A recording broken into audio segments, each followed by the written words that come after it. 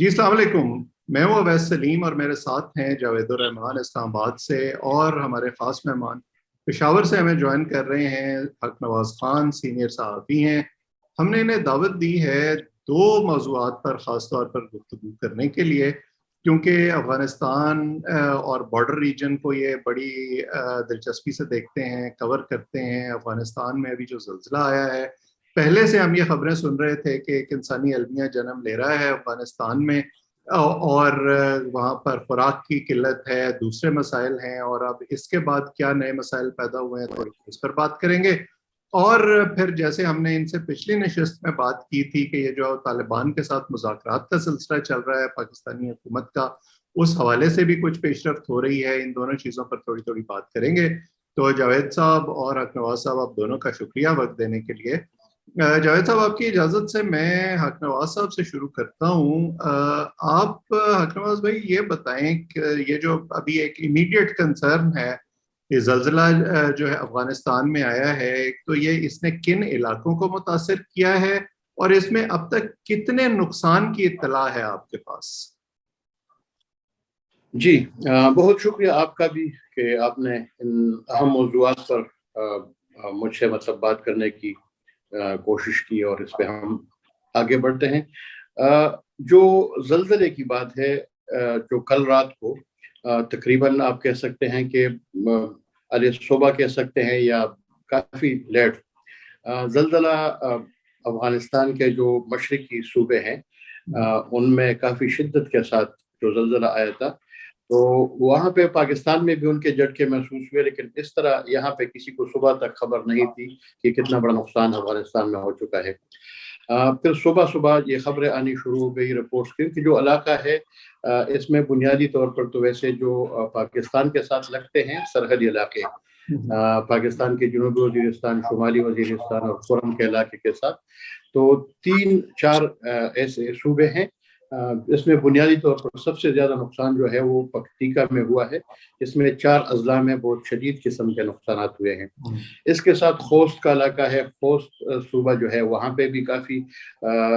एक इलाका है जहाँ पे काफ़ी नुकसान हुए हैं।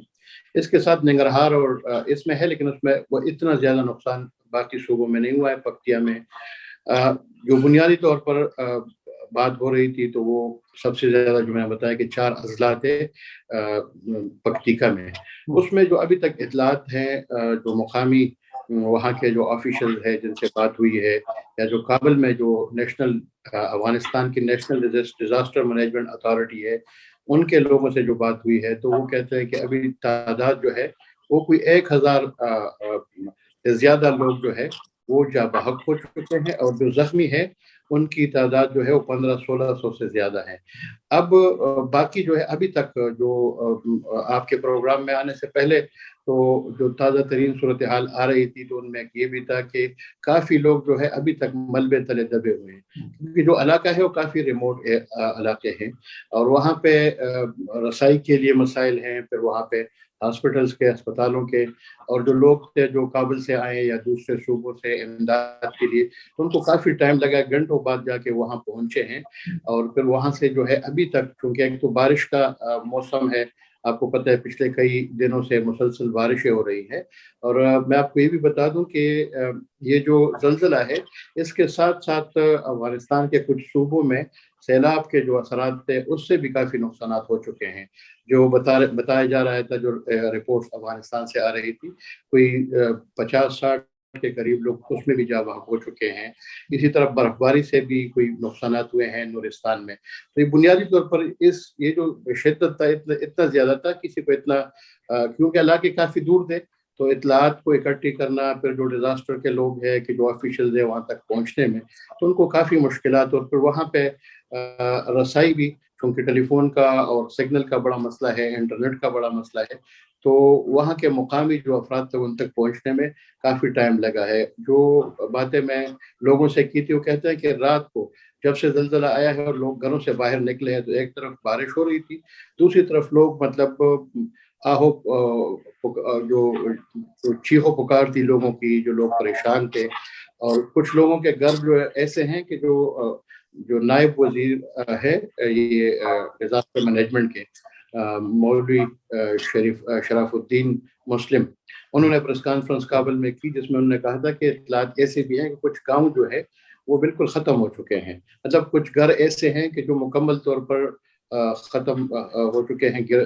تباہ ہو چکے ہیں، کچھ جو ہے جن کو جزوی طور پر نقصان پہنچا ہے۔ تو یہ مطلب صورتحال ہے جو پاکستان کے بارڈر کے ساتھ جو دوسری طرف لگتے ہیں، جیسا میں نے بتایا شمالی وزیرستان کے ساتھ خوست کا علاقہ ہے، اور جو پکتیکا کا ہے وہ جنوبی وزیرستان کے ساتھ لگتا ہے۔ تو اس میں کافی زیادہ نقصانات تھے، اور ابھی تک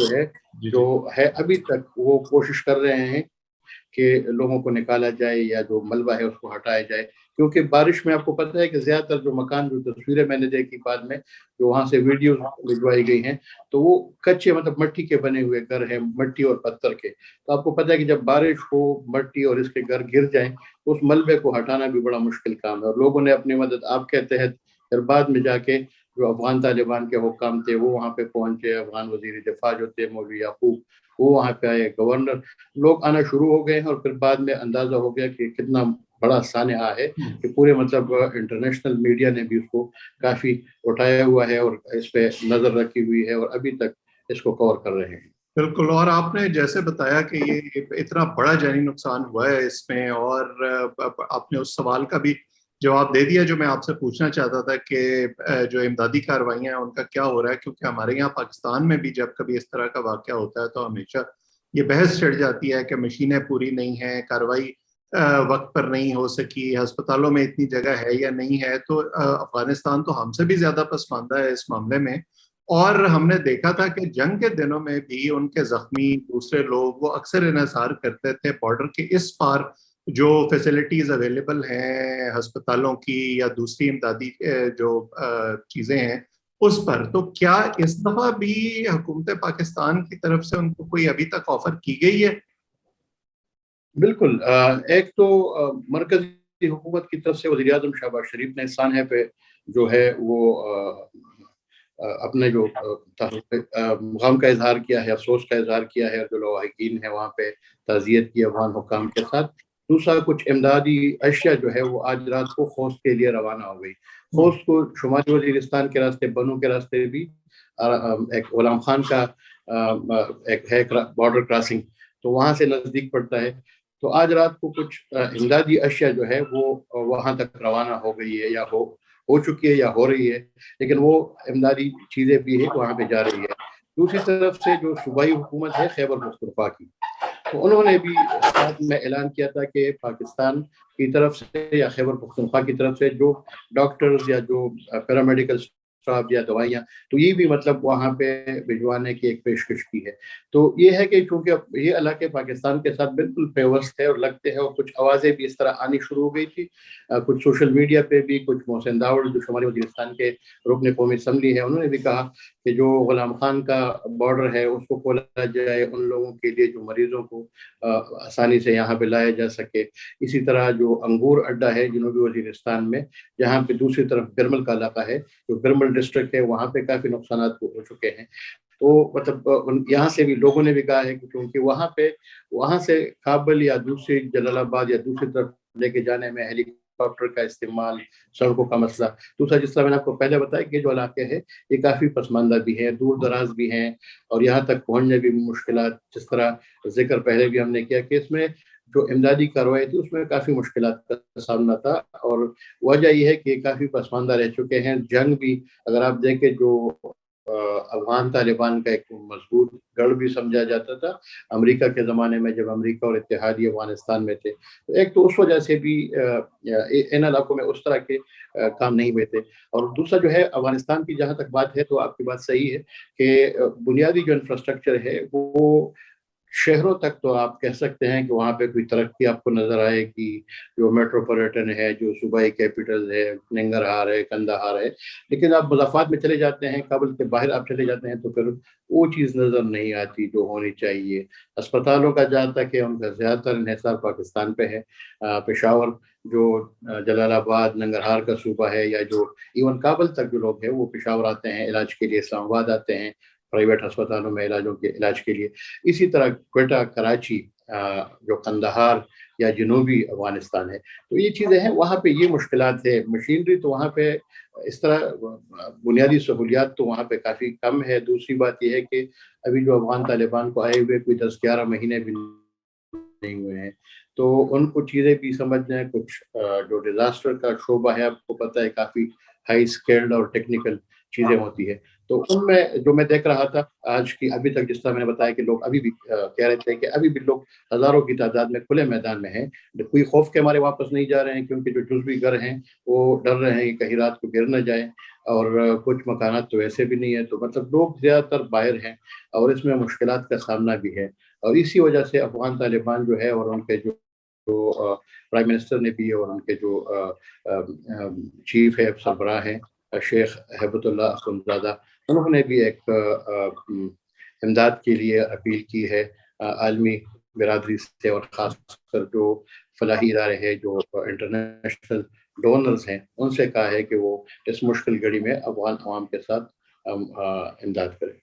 بالکل صحیح. اور جاوید صاحب, آپ کیونکہ کور بھی کرتے ہیں ان معاملات کو اسلام آباد میں, افغانستان کے ساتھ ہمارے ہمیشہ تعلقات جو ہیں ان کی ایک دیرینہ نوعیت رہی ہے. کبھی ان میں تھوڑا بہت رخنا بھی آ جاتا ہے, تھوڑی بہت ٹینشن ہو جاتی ہے, لیکن ظاہر ہے کہ ہم اپنا نیبر نہیں بدل سکتے.